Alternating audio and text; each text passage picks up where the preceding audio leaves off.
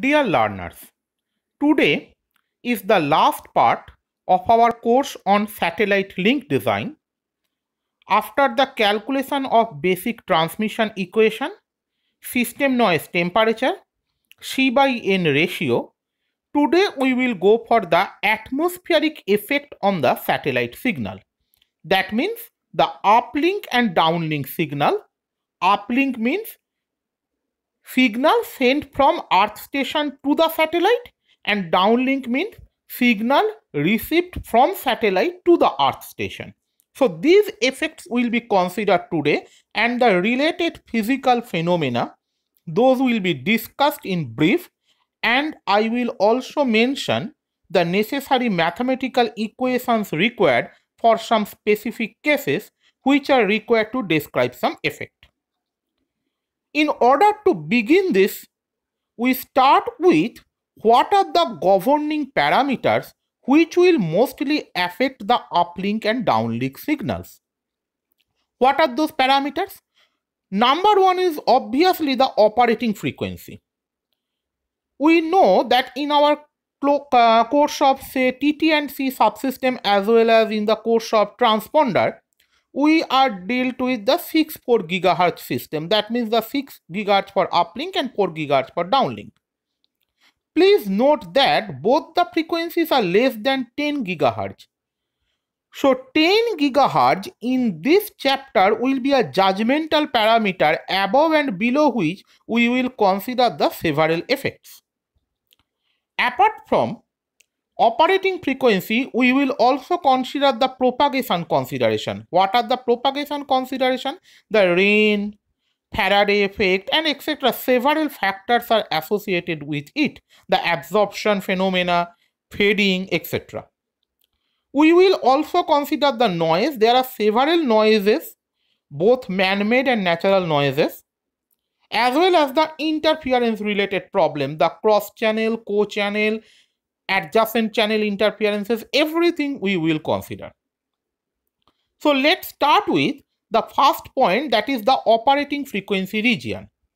The operating frequency may be set lower in the megahertz range, but it has an advantage. Obviously, it will be economical, but the problem is that lower range means its transmission probability will be much lower. And similarly, there will be interference related problems. So that means we can't go to the megahertz region. But if we go to the very high gigahertz, the problem of transmission is eliminated. Naturally, we have a higher bandwidth. But the second problem, that if we go for f greater than 10 gigahertz, there will be rain induced attenuation and it will be very severe. We can't eliminate the rain effect.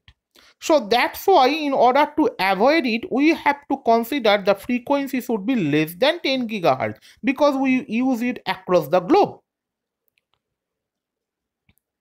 Next, we start with the propagation consideration. The two major factors are obviously, one is discussed, operating frequency, and second is the polarization. Now, how atmospheric effects will affect the propagation? Obviously, number one will be attenuation due to the various sort of scattering agencies present in the atmosphere. Second is the scintillation, that is the refractive index variation in a very small scale. I will come to a little bit later. Number three is the depolarization. Depolarization are caused, one is the rain, another is the Faraday rotation. I will come both the cases. Now, rain is severe if frequency greater than 10 gigahertz. So naturally, we have to come down below 10 gigahertz. But below 10 gigahertz, Faraday rotation comes into place. That means interaction with the Earth's magnetic field. So now we have to optimize in order to avoid the depolarization effect. I will come to a little bit details on the Faraday rotation after that. So the fundamental three atmospheric effects are attenuation, scintillation, and depolarization. What are the different factors related with the propagation? I will discuss these 6 factors in details. Number one is free space loss. You can remind, this is already discussed in the free transmission equation. Number 2 is the gaseous absorption, that means the oxygen, carbon dioxide, nitrogen, water vapor, these effects. I will discuss with a graph. Number 3 is the rain attenuation. I will discuss the rain attenuation, specific attenuation, the rain drop size, system antenna noise, temperature, everything related with the rain. The signal fading due to diffraction. The ionosphere related effects. I will come to the Faraday rotation. And fading due to the multipath signal. So these are the 6 factors related with the propagation, and I will start with the free space loss. The working formula is already derived in the case of free transmission equation. One YouTube lecture is already uploaded. Corresponding presentation is uploaded in the slides there. You can look at this.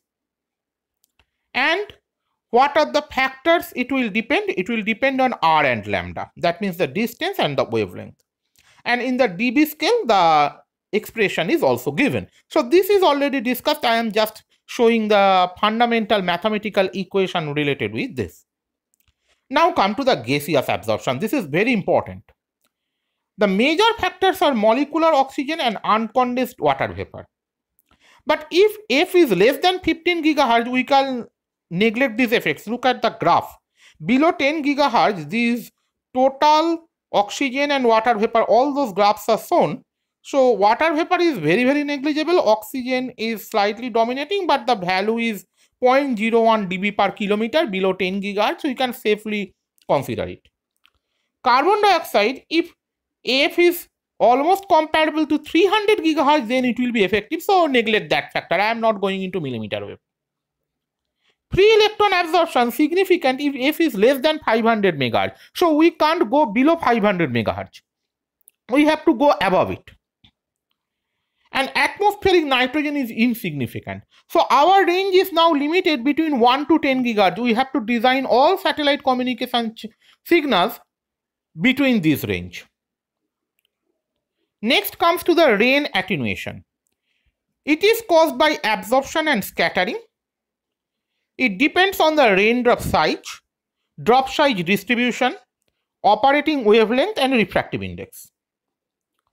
I am showing a graph which varies from light rain to medium rain to heavy rain and etc. etc. If it is tropical rain, then rain attenuation will be very, very small. Now light rain, very high, but light rain affects rain attenuation very small. So if there is downpour, heavy or tropical rain, we have to consider these factors. And again, please look. All these rain attenuation effects starts from 10 gigahertz. So again, we have to limit ourselves. If you look out the more closely, below 6 gigahertz, rain attenuation is negligible, close to 0. So now our operating range is again fixed between 1 to 6 gigahertz. We are slowly narrow down our bandwidth. How rain attenuation works? Specific attenuation depends on the frequency and polarization given by the expression AR to the power B. For a length L, it will be A alpha into L, that means AR to the power B into L. But this rain rate changes because satellite is also moving, so I am showing the integral equation based on which the rain rate changes. Rain attenuation, this occurs because the individual raindrops absorbs energy and some part of the energy is scattered out. So basically we are getting less amount of energy of the desired. These interactions depends on the rain rate, distribution of shapes and size. What will be the drop size expression? It is given in the format, the drop diameter and number of drops per cubic volume. So again, rain attenuation is a measurable parameter. It depends on the drop size. Obviously, we will consider the spherical drops. And it also, these drops also scattered some part of energy. So actually the energy is limited. It is also dependent on the earth noise temperature. Look out the equation. We consider the effective temperature of rain is 280 Kelvin, but it varies from 270 to 290. So it is an approximate expression depending on the actual data from experimental result. We have to calculate the rain attenuation factor, that means the antenna noise temperature. That earth station antenna noise temperature can be calculated using these expressions. Next comes to the signal fading due to diffraction. Because of this change of the bending of the electromagnetic wave due to the change of the refractive index, instead of the true position of the satellite, the signal may goes to the virtual position of the satellite. Now, why bending occurs? Because different layers of the atmosphere have different refractive index, and the temperature, there will be variation. There will be cloud, there will be fog. So actually you are not pointing to the actual location of the satellite, instead you are going to a virtual position. So that also fades the signal. Now the distance, the shift may be very small, but actually in the gigahertz range, this shift of the distance actually causes loss of the signal. Next, I am coming to the ionospheric related effects. First one is the Faraday effect, which is very, very important. Faraday effect is nothing but the plane of polarization of the progressive electromagnetic wave, which gets rotated. Why?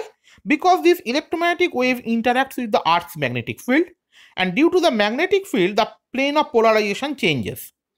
It may be from horizontal to vertical, maybe from left circular to right circular, like those things. It also depends on the state of the ionosphere, the solar activity, which we have discussed in the very early class of the solar time.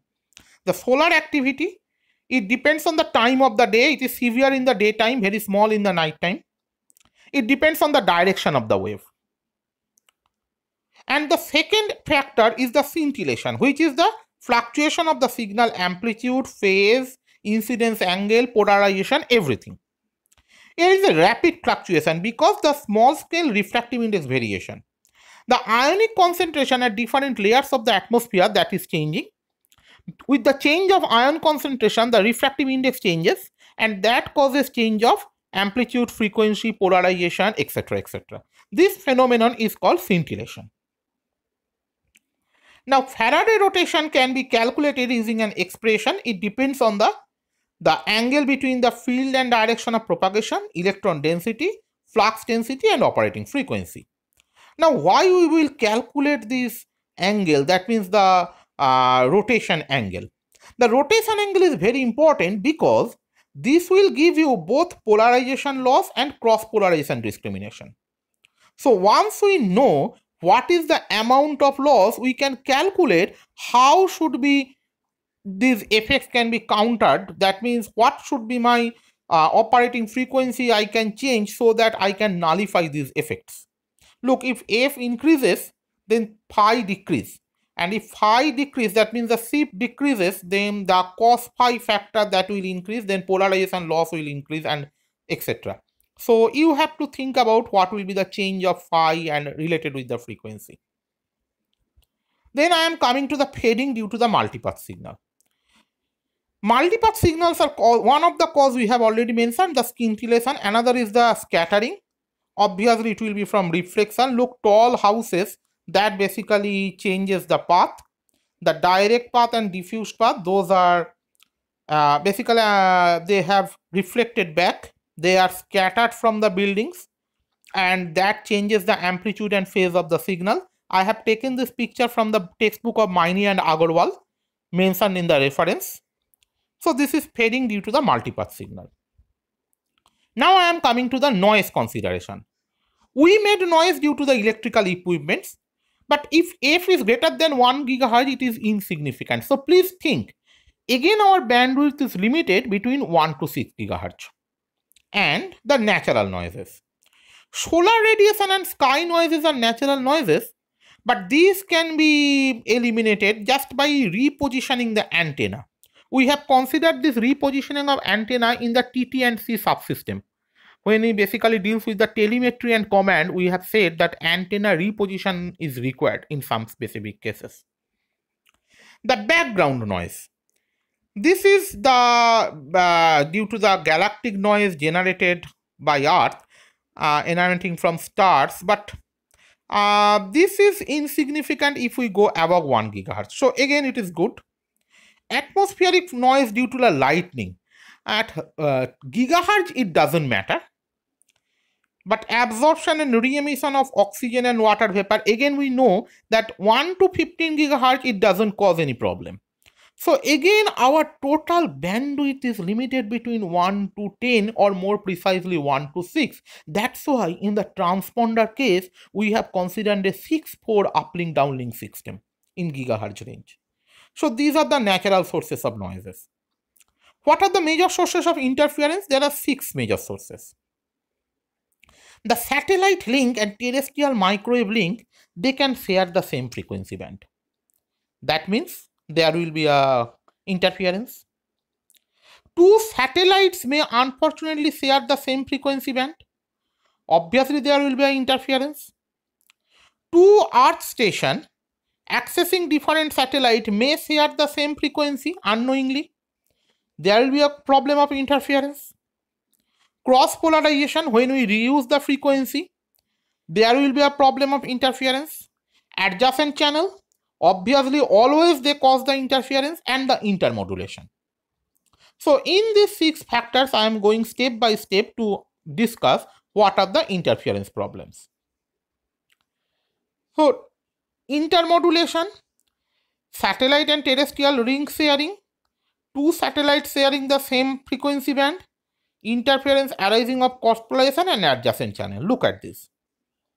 Intermodulation, this occurs due to generation and interference of intermodulation products.